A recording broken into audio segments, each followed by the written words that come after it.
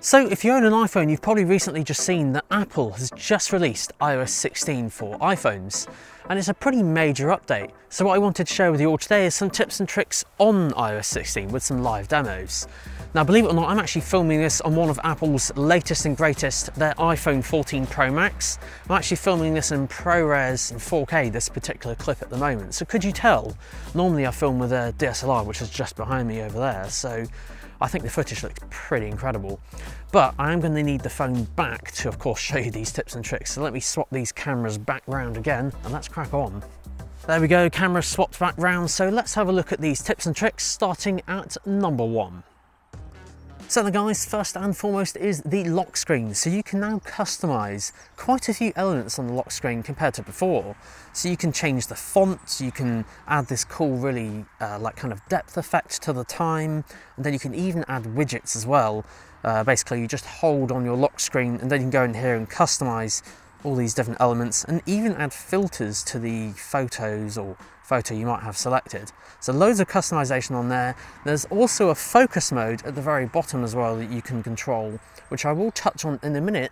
It can even help you become more productive. So for number 2, have you ever been in a room before and had to listen to someone typing on their keyboard like this? Yes, it's really annoying. So why don't you give them this tip and trick? Head over to settings and go to sounds and haptics. And then down the page here, you'll see a thing called keyboard feedback. In here, you can turn off the sound and enable a thing called haptic. Now, traditionally, yes, you could have done this on previous iOS versions, but you would have needed a third-party app. Now it's built in. Now I've actually got this off because I don't want to be that guy. So I've actually got haptic on, and of course then you can kind of feel that haptic just behind the screen as you're typing on the keyboard, which I quite like. So let's move on to number 3. Now for number 3 is an amazing tool if you want to share almost like custom stickers with people. Yes, it's actually removing the background from your image. So if you load up a photo here of these two, basically just pop your finger or thumb on the subject you want to crop out and it will kind of do this. And now you can go to your notes or messages and just drop it in. Look at that. Now yes, computers have been able to do this for ages, but not that quick. I'm not that skilled in Photoshop, but that definitely would have taken me a lot longer than that, and I did that in literally just a few seconds. So one question someone might ask is if you just want to crop one of them, I would probably just cut the photo or crop it in half and then you'll be able to do that. But yeah, look how quick that was. That was ridiculously quick. So what about number 4? Now up next is something you've been able to do for a while on photos, but you can now do on videos as well. So on photos, you can go in, zoom on some text and basically highlight and copy that text. Maybe it's a phone number of a business or something like that, or maybe you just need to copy a load of notes from a photo. Pretty cool. But you can now do this on video as well. So if I load up a video of the exact same sign, let's pause it right about there, zoom in, that'll do, and then you just hold the same thing and it works exactly the same way. You can take that same text and copy it onto your notepad. Now next up are focus modes. Now this is a very powerful tool of iOS 16. Focus modes have been around for a little while, but now you can link them to your home screen, meaning when a particular focus mode comes on, you can have your wallpaper and even your Apple Watch, if you have one as well. It can change the wallpaper and content shown on the screen. So I don't know, maybe you've got a focus mode for fitness, for example. You're going to go for a run, it can adapt and show you the screen, maybe on a running theme or something like that. Or maybe you're at work on your 9 to 5 and want to show a more appropriate wallpaper. When you enter or leave the work area, it can basically change. So this is quite clever. Mainly I use focus modes right now. I've got Do Not Disturb on because I don't want my phone ringing or anything like that, just while I'm making this video. So it's a bit more simple, but the amount of customization you can do on these focus modes now and set all these automations is actually quite clever. Oh guys, I'm really excited about this one. Have you noticed this as well? You can now enable battery percentage again on iPhone. So just go to settings, then battery, and then in here toggle this on, and then you can put that number back in the top right hand corner again. Now of course you can obviously have this off if you wish and just swipe down and see it anyway, but it's quite nice to see that number there. So let's move on to the next tip and trick, which is something that iMessage has never seen before.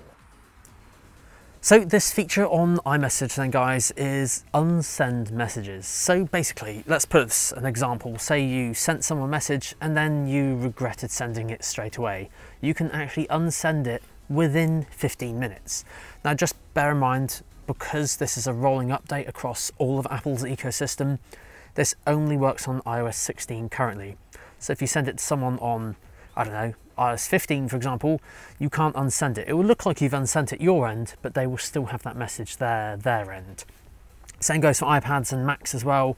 Currently, at the time of recording this video, those haven't had updates yet. But of course, once they do, then of course that will be able to do those same sort of things with the Unsend Messages. Also as well, you can edit the messages. So this is particularly useful if you sent a message and just wanted to rephrase something. Again, both of these two separate features are editable and you can unsend it within 15 minutes. So obviously factor that in.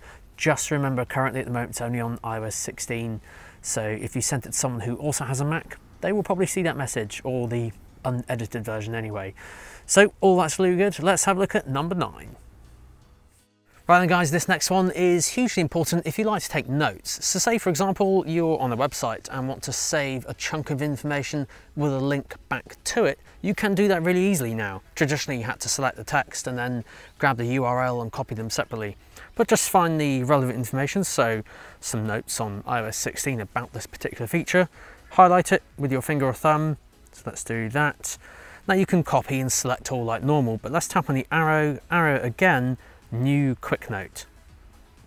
This basically creates a little shortcut on your phone with the selection of the text and a link back to the website. So quite useful if you just need to quickly grab some notes. Now, for those of you that use the Apple Mail app on iOS, did you know you can now schedule your emails? So if you don't want a message to go immediately and get it to go, I don't know, later that day or sometime in the future, you can now do that. So basically just open up your iPhone, write out your email, hold your finger or thumb on the send button, and then you can either send it right now, send it tonight, or even send it later on a specific time or date. Just make sure that your device is on, otherwise it won't send. And one last email feature before moving on to something else. Did you know you can actually undo the send? So you can only do this for a few seconds though, so it's just in case you've accidentally sent an email before you finished it. So if I send it immediately, have a look at the bottom, you can undo and then it will come straight back up, back to editing again. And just before I move on to the next one, which is all about being as productive as possible, Apple CarPlay's also had 7 new features this year as well. So click on the pop-up banner up above and that will take you straight to a separate video I made on Apple CarPlay. So let's have a look at this productive tip and trick. Now, these days, social media and apps and notifications are all constantly fighting for your attention. So why don't you make use of scheduled summary? This is very similar to the focus modes, but it's just for notifications. So if you go in here, you can schedule a summary of all the notifications that have happened during that certain time. So for example, if I was working during the day or something like that and I didn't want to receive any messages from social media, you can just enable all of those specific apps to come through at a set time or even multiple times if you wish. Now, for the people who use Apple Maps, you'll absolutely love this. You can now add stops to Apple Maps directions. So for example, here I've got location and then gym and then my final destination is in Bournemouth. So you can of course add more on here, move them, avoid certain areas, avoid motorways and that sort of thing. So it just gives you a bit more flexibility than before.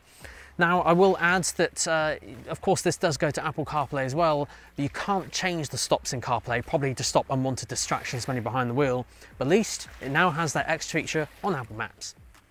Now, if you've had an iPhone for years, you've probably connected to lots and lots of Wi-Fi networks. So now, on Improved on Settings on Wi-Fi, you can actually go on here and view all the networks you've connected to in the past. Traditionally, you had to have a Mac to actually access this and it was synced with iCloud. But now you can do this from the phone, and you can even view the password by clicking on the eye and looking at the network password to share it with others. So that's quite good, because traditionally you couldn't do that before. So let's move on to the very next tip and trick. So the guys, up next is duplicates in your photos. So believe it or not, this photo right here, I just literally took over there, just where I came from. Looks stunning. However, if for some reason it had duplicated, I'd copied it and it was in my library twice, you can go over to the section on your phone called Albums in your Photos app, go down to duplicates, and then you can actually go in here and delete these individual duplicates. And well, if you're like me and I've had my phone for quite a while, well, iOS and Apple at least, there's quite a few in there, so looks like I might have to save that for a rainy day and go through all those duplicates. Now up next is a thing called lockdown mode. Now no, this isn't anything to do with lockdowns that we've had previously, thank goodness. But lockdown mode essentially locks down your phone and stops almost all communication going in and out of it apart from the essential stuff. So who would need to use this? Well, definitely not the average person. Basically with lockdown mode, I would imagine it's for anyone who's kind of got a high profile image or something like that, maybe world leaders, politicians, people in parliament or something like that, I don't know, something like that. But certainly for me or for anyone else, the average person definitely doesn't need to use it. But it's very nice to see that Apple are taking privacy just that little bit further and keeping it at the forefront of everyone's mind. Up next then guys, on number 17 is Apple introducing the hidden and recently deleted folders, but with the ability to lock them.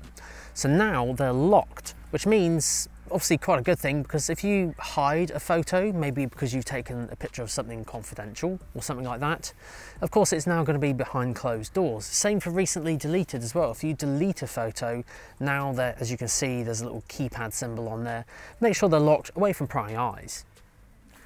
Now this next one's pretty good guys. Say someone texts you and you didn't want to reply at that moment in time. Well, you can mark it as unread and come back to it later. So all you do is just find that message you've accidentally read, swipe it to the right, or you can hold it and mark it as unread, meaning you can come back to it at a more convenient time.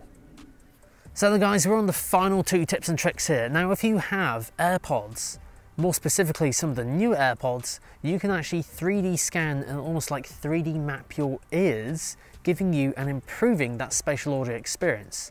Yes, it does sound a bit odd, but I have actually done it and it does sound really, really good. And of course, just giving you that even more in-depth experience with your AirPods. Now then guys, this final tip and trick today is a thing called Prevent Lock to End Call. Now I've done this so many times before where I've basically pressed the power button to turn the screen off and it ends the call. So if you don't want it to do that, then you can enable this feature. So to do this, just go to Settings, then go down to Accessibility, then go down to Touch, and then just down the page there's a thing called Prevent Lock to End Call.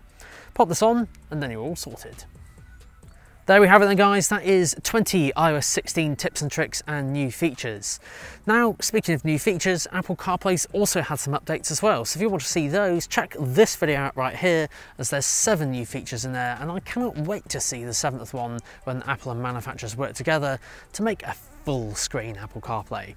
Guys, thank you so much for watching. Until the next episode, see you then.